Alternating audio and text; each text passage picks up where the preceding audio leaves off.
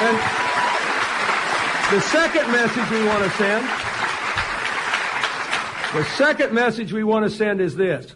We are profoundly proud of the men and women who serve us in the armed services. Indeed, we're going to have to do a lot of work to rebuild them because they've been just about broken by the obsession with Iraq and our obligations elsewhere.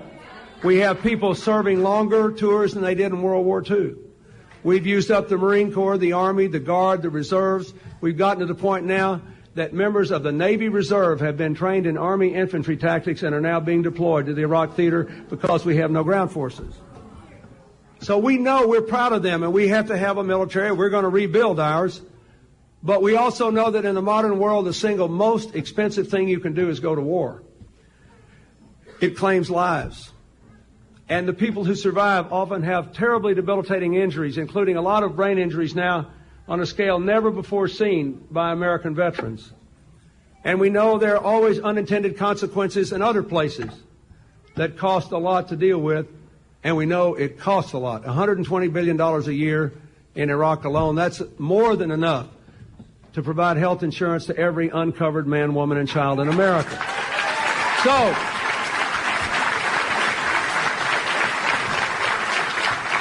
So here's our new message. From now on, we're going to practice vigorous diplomacy with friend and foe alike whenever we can, and use military force only as an absolute last resort, not the other way around anymore. Now,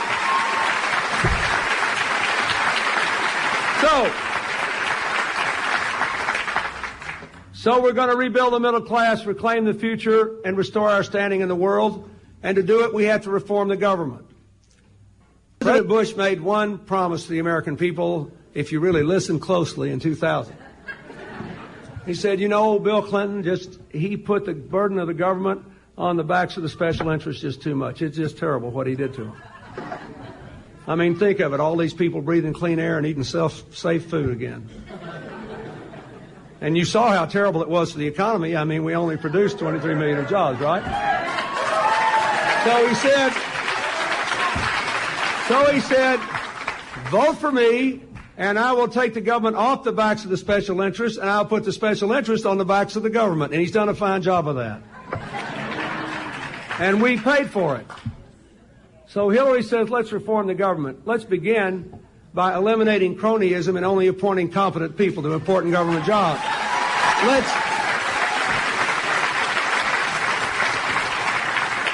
Let's get rid of as many of these no-bid contracts as we possibly can. They cause us a lot of trouble, and they waste a lot of money. Let's stop subsidizing special interests with middle-class tax dollars. That's what happens when... You know what happened when we cut the oil, when the government cut the oil companies' taxes in 2005? With oil already at $60 a barrel, you know what they did with the money? They used the cash to buy their own stock back to drive the stock price even higher. With your money. We got to stop stuff like that. We've got to stop the tax incentives for moving our jobs overseas. We've got to stop all these loopholes that don't make any sense. And we've got to stop some other things as well. For the older people here will know about the Medicare drug program, where the Republicans wanted to have a token liberal issue. So they said, we wouldn't give Bill Clinton Medicare drug assistance for seniors. We'll pass it. But they passed it so that there's a donut hole in it. Now, a lot of you who are older know what it is. So for the younger ones, just listen to this. Here's the donut hole is what we used to call a euphemism in college. It sounds so innocent. Like if you're like me and you've battled your weight all your life, you can't wait to get to the donut hole, right? But it doesn't work like that. What happens is you ride the donut for a while. The government helps the senior buy medicine. Then after a while, after you buy a certain amount of medicine, the government stops.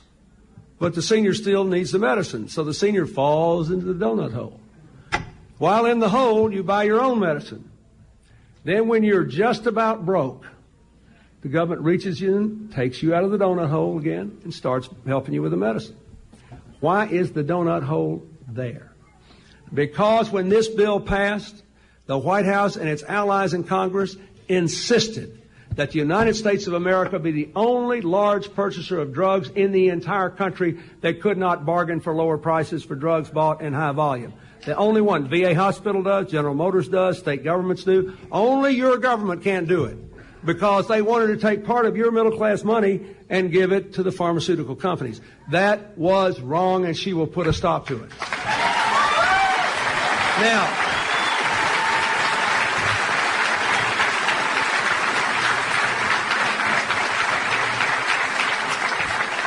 she will also enforce our labor laws and our trade laws and put us in a position to enforce our trade laws. You know, it's interesting to me, and it may be to you, that trade has become sort of this year's dirty word in the Democratic primary, and immigration has become this year's dirty word in the Republican primary. And that's not good for America. It's not good because we're 4% of the world's people and 22% of its wealth. We have to sell something to somebody. The real problem with trade is we cannot enforce our trade laws anymore. And it's certainly not good to have everybody whipping up on this immigration thing when we are a nation of immigrants. And that's part of our strength and our meal ticket to the 21st century, that we're the most diverse country in the world. So,